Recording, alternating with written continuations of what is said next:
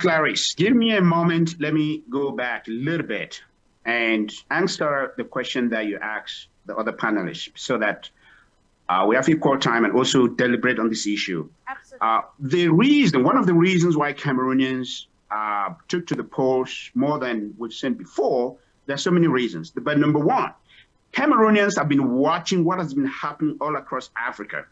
Whether it's through coup d'etat, whether it's through peaceful elections, Cameroon have been watching that even within the Central African region, we have a change of power in Gabon. It went through a coup d'etat and then elections. Even in Congo, we have, even if it's not a change of power, we have a transition from one system to the other, and we have people asking for a change. Even in Chad, we saw what is happening in Chad and so on. In Central Africa, we have what is happening in Central Africa. In Mali, we see what is happening in Mali. In Burkina Faso, we see what is happening in Burkina Faso. Cameroonians have said, okay, we have decided that we are not going to go through the way of a coup d'etat. We are asking for a change peacefully through the ballot box. And if you look at the index, of where Cameroon places itself on any economic metric, it is telling you that Cameroonians are tired and they want something.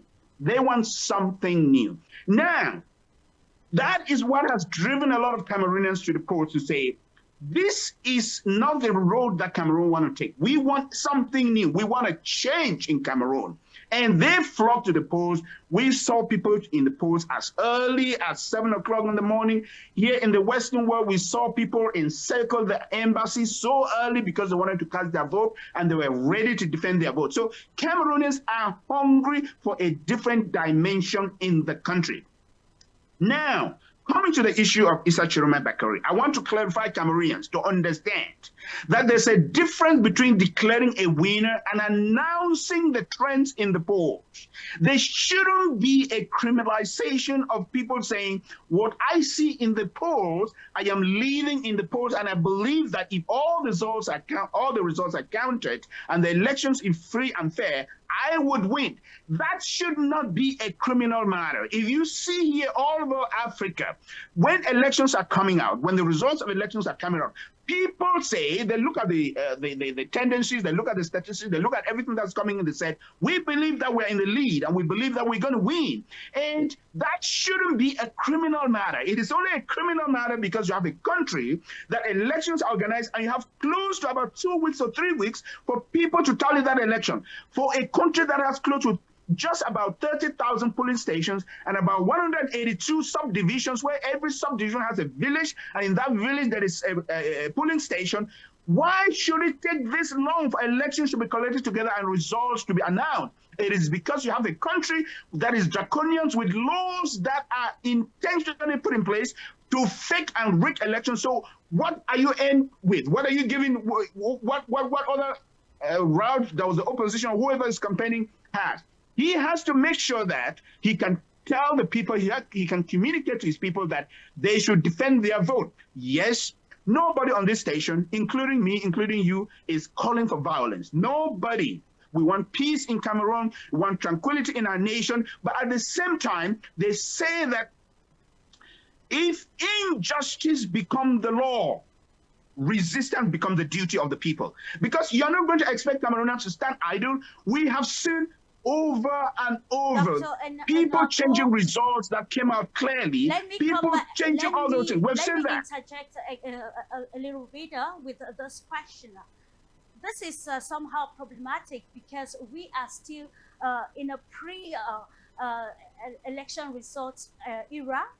To note that it was not just some sort of predictions from the one of the candidates saying that, okay, with the results from the counting polling stations, I think I'm taking the lead. But then you see that it's somehow polarized into a campaign that has been widespread across the national territory, which has caused also some positions or situations of uncertainty. We are talking about the situations that happened in Chang. We're looking at Bafusam. We're looking at Douala, the North even, and and other acts which can be interpreted as incitement or insurrections. Can we actually see that as something which is not undermining the peace that all of us are looking for?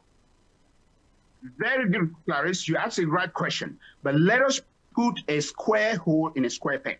What happened in Chang is that members of the election and members of the government were trying to change the result of an election.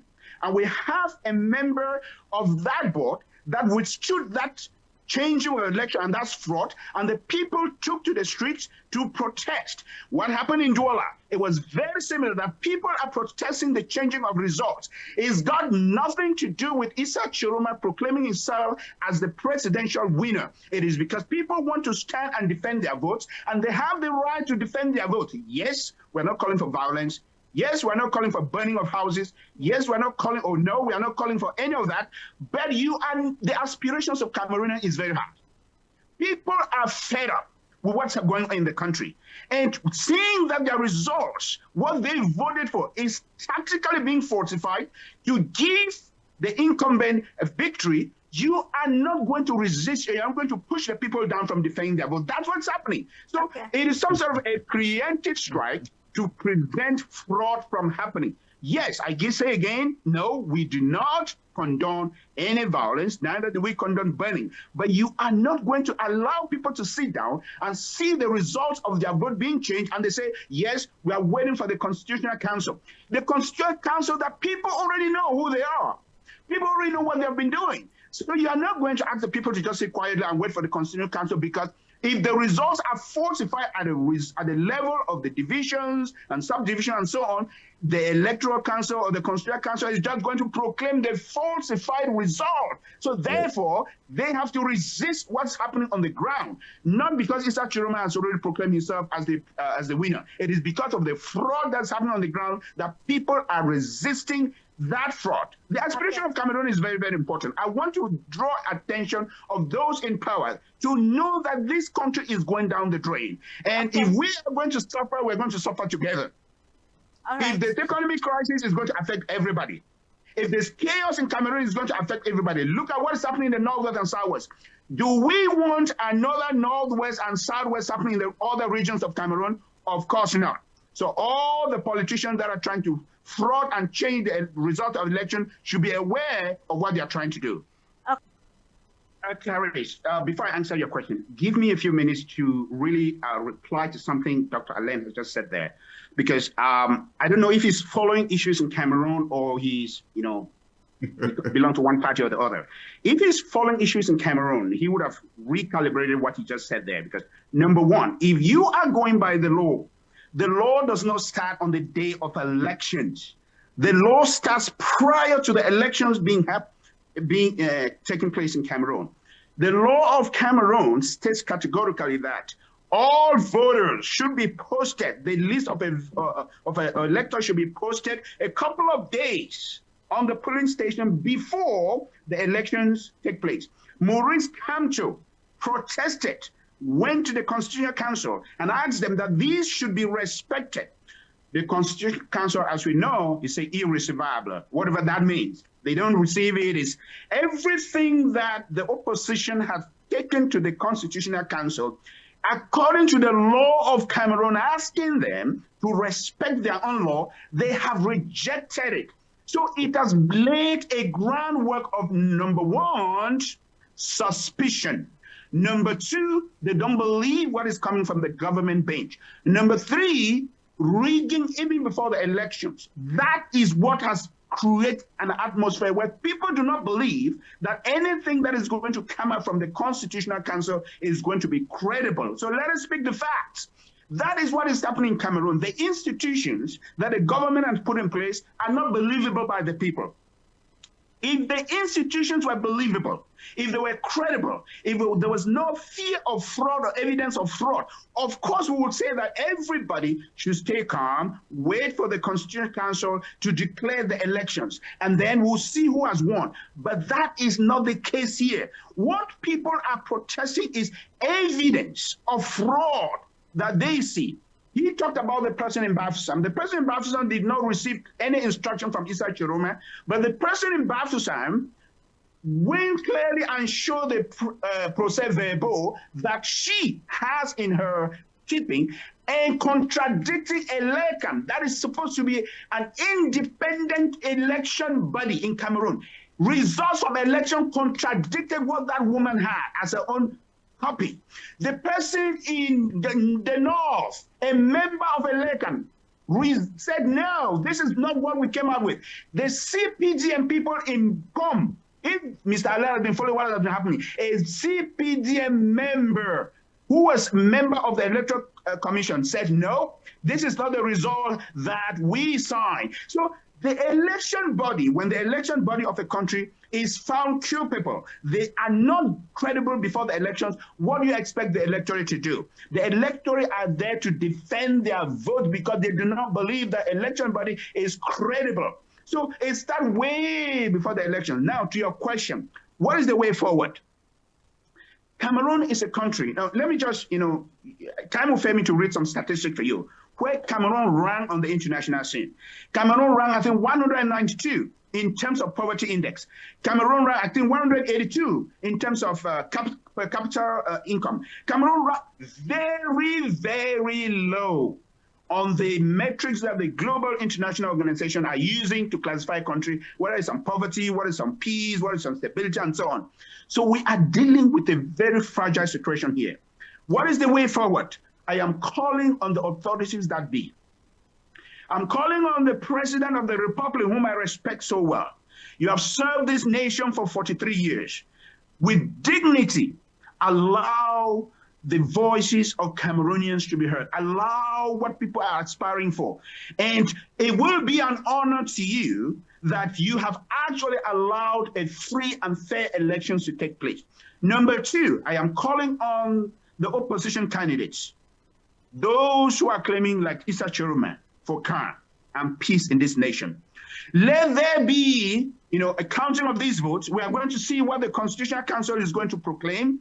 And we know that there is fear in Cameroon that the Constitutional Council, from 3 elections that are passed, have always been in a position where they are not, for some reason. The very first one, the president of the Supreme Court said, my hands are tied. The second one that we saw the Constitutional Council just going along with the government bench. Now this one that we are going into, Cameroonians are already afraid that is going to be the same pattern that is going to take place here. That is what you see, what is happening in the streets. But I want to call on Cameroonians, on the Cameroon government, on the Minister of Territorial Administration to lower the temper, to lower the tone, because the tone that you use, and you're saying that, oh, there's Real Madrid, there is this and this, and you're already foreseeing, already proclaiming, because we are talking now saying that Issa Chiroma has already proclaimed results. If you listen to government bench that have been making pronouncements one after the other, they were telling you that nobody else can win other than them. If you look at their tone, that is sending a shockwave across the global sphere that Cameroon is going down a wrong path. We want the voice of the people to be respected. We want the votes of the people to be respected. And after that, we can begin to look into what went wrong, because there seems to be fear along the government bench that if somebody else takes over, there is going to be retribution. We are not calling for a country where there's going to be retribution or revenge against anybody. We want progress for Cameroon. We want prosperity for Cameroon. Absolutely. So the way forward is that there should be a peaceful resolution of any election conflict. And number one, first and foremost, the voices of Cameroonians must be respected. So that we can continue to... All right, the voices of Cameroonians should be respected. What we have been seeing across the country about electoral fraud and so on, it's a danger signal for Cameroon that we do not want the Cameroon to go to the path of Central African Republic. What is happening over there? We don't want Cameroon to go through the path of Chad. We don't want bloodshed in this country. Therefore, let the voice of the people be respected. Thank you, Clarice, for that question, which will help us to elucidate the risk that Cameroon is exposing itself to. But before I go there, let me just clarify. I want to clarify something Dr. Allen said there, because this is the talking point of the CPDM that has been propagated across the country of Cameroon that because there are more members of parliament from the CPDM, therefore the CPDM is geopolitically positioned to win the elections, which is a fallacy because members of parliament do not represent the electorate. I mean, in terms of casting votes, we are not in a parliamentary system where members of parliament will be voted and then they go to the parliament and vote a prime minister. No, we are in a presidential system where each vote counts. So that analogy is quite false. And number two, for you to use any doctoring of a document by somebody to say that UNDP was congratulating Issa Chiroma as an evidence of fraud that is equivalent to massive fraud that is being orchestrated by a LECAM who are supposed to make sure that there's free and fair election in Cameroon is another huge fallacy that you're making there. I don't know where you're taking that kind of analogy to compare apples and bananas. Anyway, let me go back to the question that Clary just asked me there. Now, Cameroon is strategically positioned on the Central African Republic in such a way that if Cameroon goes down, but God forbid, that's not what we're praying for. If Cameroon goes down, you are going to have geopolitical interest in Cameroon right now as we speak, because you're talking about reports. We also have reports that the French have come in and they're in Yaoundé, actually monitoring the situation and see if the government in place have the tools to navigate what is going to happen in Cameroon. We have that report already. So now they're geopolitical joking around the place and see. And Russia is also there at the next door in Central African Republic. They are looking, because Russia is already controlling Central African Republic. They are looking and engaging into Cameroon. Not only that, the European Union is also looking in and seeing what is happening in Cameroon. How is that going to affect their interests and so on and so forth.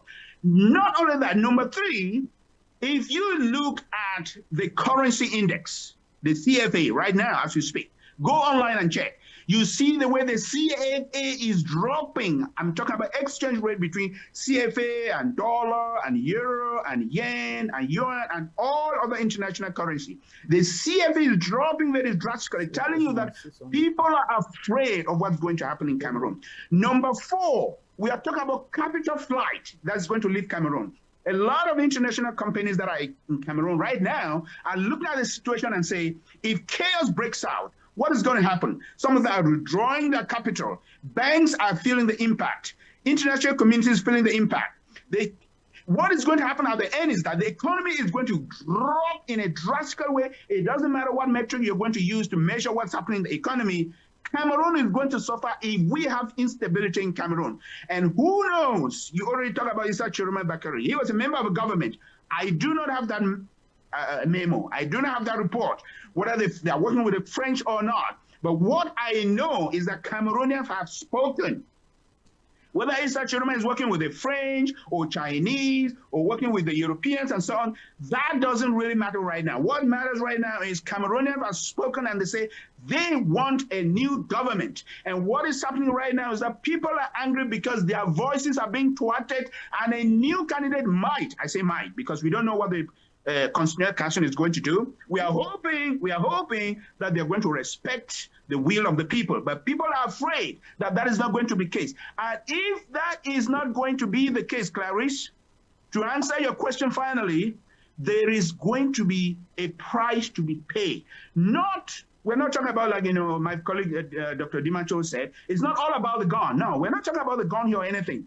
There is going to be an economic price that Cameroon is going to pay, because there's going to be capital drain. The GDP is going to go down. We are afraid that inflation might come in. We do not know who is going to come in now, whether the Chinese are going to come in or whether the Europeans are going to come in, whether the Russians are going to come in. So there is geopolitical risk that we are dealing with. And Chad is going to go down as well. Central African Republic is going to go down.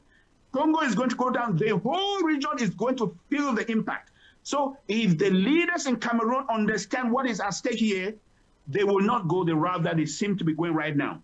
I want to go with Dr. Njimato, who said that it seems, the Minister of Territorial Administration is trying to temper down the atmosphere right now. We are hoping that things are going to temper down and the will of the people is going to be respected. If that is not going to be the case, God forbid that we pray that evil things should happen to Cameroon. God forbid. That's all I can say on this issue. Indeed. Okay. Clarice, you're asking a question which seems like, okay, if the winner is cheated, what should happen? Should Cameroonians should fold their hands and sit quiet and just accept the elections? I do not have the crystal ball to answer that question and say this is what should happen. What I can answer is, first and foremost, just echo what my colleague in the United States have just said. Let the government. What is the cost? What is the purpose of organizing a $6 billion cost of elections when you already know the winner? What's the meaning of that? It's meaningless. Let's just say Cameroon is in a monarchy and then cancel all elections. No elections. We know that we have the king. So what's the point if every single election we know who the winner is, and the point of organizing an election is just a show, or it's just camouflage and so on? It doesn't make sense, because you're using close to $6 billion of money that would have been used to construct roads and do other things. Let's just say Cameroon is a monarchy, and we go from there, and everybody say, okay, we agree it's a monarchy. We need to see how we're managing a monarchy, and if you have some crumbs for the Northwest people know that that's the little crumbs for you. If you have something for the extreme North, that's all for you. It makes no sense to organize elections when you're not ready to accept the result every single time. It's a camouflage. And let me ask these questions. Are we 30 million imbeciles in Cameroon and only one intelligent person? Is that what it is? For more than 40 years, we have 30 million imbeciles who cannot rule, cannot do anything. Nobody can rule the nation. Nobody can do anything. There's only one person, because that's what those of the ruling party seems to be projecting, including my colleague here, Dr. Alain, who just said Paul Biya is not there because he wanted to be there. And let me just, cancel some fallacies he just made there. The reason the French, why the investment of the French has gone from 40% to 10% is because the Cameroon government has gone to China to look for easy loans.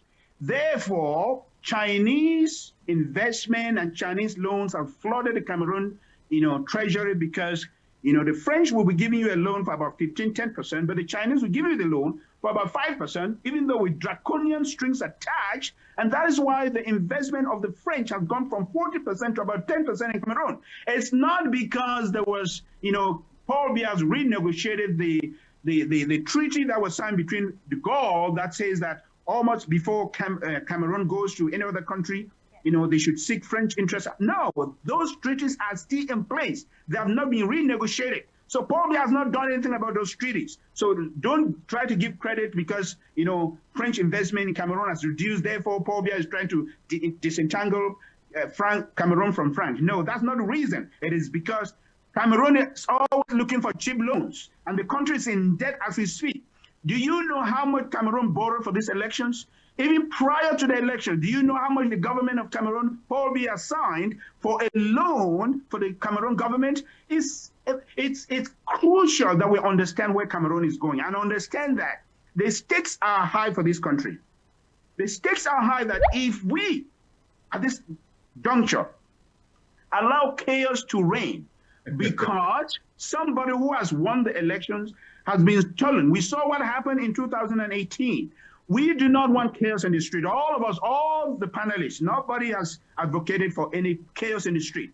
But when you completely destroy the aspirations of the people, when you reject the votes of the people, when you do not count, when you feel that Cameroonians, their voices, it doesn't count. Whatever you vote, it doesn't count. If you say this person has gotten 80% here, and then they come back and say, oh, it's 20%, you're telling the people, it doesn't matter what you vote. We know what the result is going to be. It doesn't matter what you say. We're going to tell who the winner is. It doesn't matter who you are. We are going to impose on you. Are you telling me that Cameroonians, we should just say, Cameroon, don't say anything. Just go about your business. Don't say anything. It is not right. What we do not want is chaos on the street and war and so on. But to say that people should take injustice and just be quiet and so on and not say anything and not speak up to injustice, it is wrong. It is always true that when injustice becomes the law, resistance becomes the duty of the people. That is why people need to speak up against injustice in the nation. Because this country belongs to everybody. It doesn't belong to those in government. It doesn't belong to a certain tribe. It doesn't belong to a certain group of individuals. It belongs to all Cameroonians who had duly have the citizenship of Cameroon. It doesn't matter what the government is trying to do about those in the diaspora. We can talk about that later on, but we are Cameroonians. And everybody in Cameroon and out of Cameroon, we are contributing to the growth of this nation. And we will fall together or we'll grow together. If the Cameroon government thinks that they own this country, they're making a big mistake, a very big mistake. Change will come in one way or the other.